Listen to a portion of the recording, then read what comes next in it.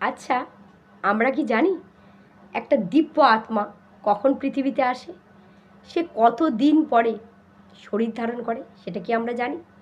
একটা দিব্য আত্মা এই পৃথিবীতে আসার জন্য দেখা যাচ্ছে 10 বছর, 20 বছর, 500 বছর, 1000 বছর, লাখ বছরও অপেক্ষা করতে থাকে।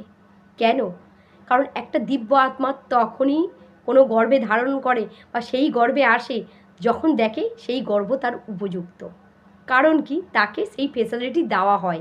একটা দিব্য আত্মা মানে সে উত্তম হায়ার ফ্রিকোয়েন্সি থেকে গেছে, হাই লেভেলের হাই এনার্জেটিক আত্মা।